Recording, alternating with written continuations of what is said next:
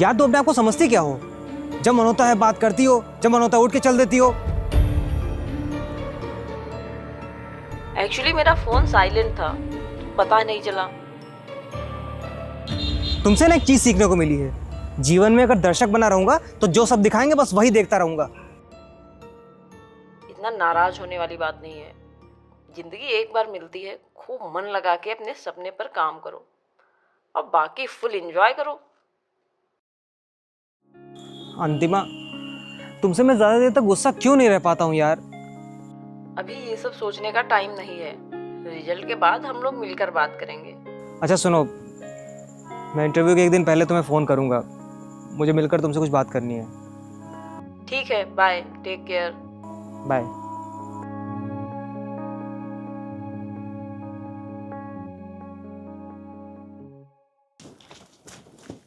कर्ण, अरे अंतिमा, तुम यहाँ? कहाँ जा रहे थे? सीजीएल की कोचिंग करते हो क्या? अरे अब तुमसे क्या छिपाना, इस शहर में रहने और खाने के पैसों का इंतजाम कर ले, यही मेरे लिए सबसे बड़ी उपलब्धि है। बाकी पढ़ाई के लिए तो नोट्स और किताबें दूसरों से भी ली जा सकती है। बहुत अच्छी सोच है। वैसे मैं तुम्हारे लिए नोट्स लाई थी, चलो कहीं बैठकर बात करते हैं। हाँ हाँ। एक मिनट, तुम तो मुझे फोन की नहीं थी, तो तुमको कैसे पता चला कि मैं इसी रास्ते से निकलूंगा? कुछ चीजें महसूस की जाती हैं। और फिलहाल तुम पढ़ाई पर ध्यान दो। वैसे कहीं जरूरी काम से तो नहीं जा रहे थे? नहीं नहीं, वो तो मैं ट्यूशन पढ़ा के कमरे पे जा रहा था। आओ।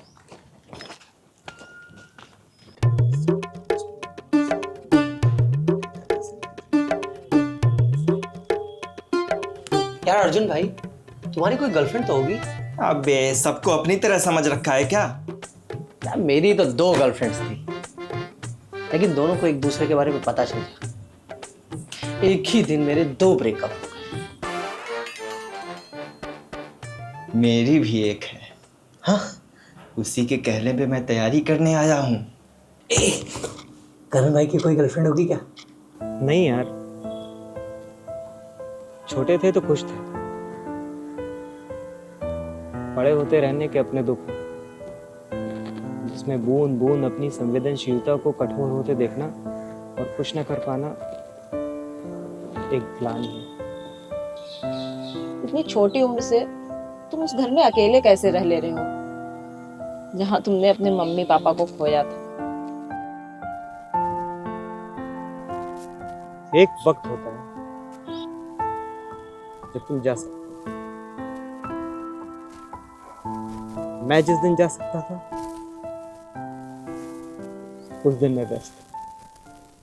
बहुत गहरी बात बोल गए हो। हाँ, लेकिन मैं अपनी जिंदगी की व्यस्तता के पीछे छिपकर नहीं बैठ सकता। मुझे अपनी जिंदगी की उलझनों को सुलझाना ही होगा, किसी भी कीमत पर।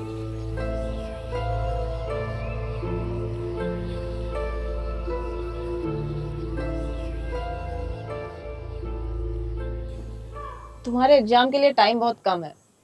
अभी तुम्हें पूरा फोकस पढ़ाई पर करना चाहिए। चले?